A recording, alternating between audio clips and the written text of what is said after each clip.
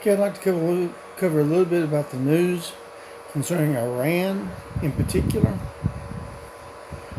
The question is, what would we do in Iran?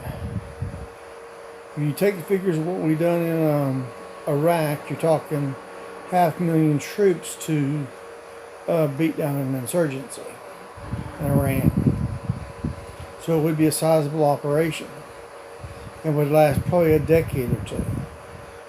So the president has to consider that when he considers what we might or might not do going against Iran. Assuming we don't do a full-scale invasion, which would probably cost a number of lives, what would we do? What could we do? One thing we could do is knock out their missile batteries, their patrol boats, their high-speed vessels, their missile boats, their aircraft,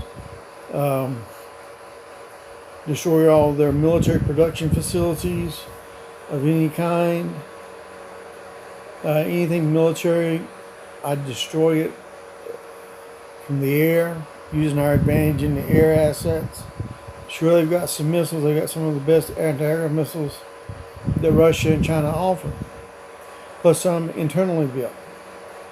But those can be countered.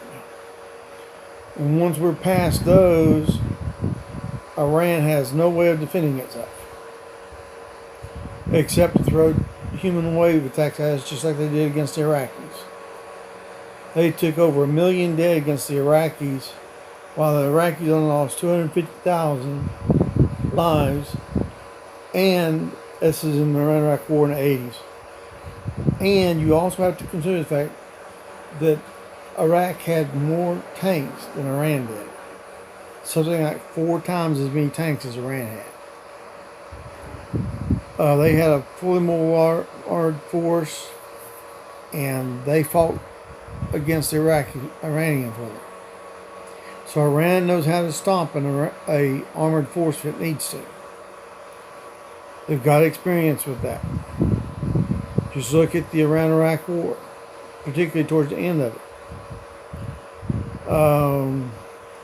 Other than that, I'm really not wanting to go any more into detail, other than a brief sketch of what's probably going to happen if you do that. If the president does go into Iran, you're talking 500,000 troops are going to have to be dedicated on a yearly basis. And that's not just 500,000 total troops worldwide. That's 500,000 inside of Iran. That's not counting transitional units. That's not counting training units. That's not counting ready units like the 82nd Airborne. It's not counting any of that. It's not counting the Marine Corps. It's not counting the Navy. It's not counting the Air Force. All it's counting is the Army. So we know very well that the Iranians are more than capable of putting up a resistance. And they're willing to take the casualties, just like they proved against Iraq in the 80s.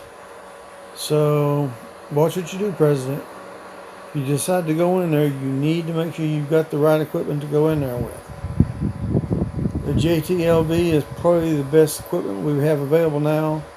You might want to bring it along with you once the primary war is over. If you decide to go in there, you're going to have to buy a whole bunch of those. I'm talking about 100,000 of them. I thought I'd tell all of you that. Have a good one.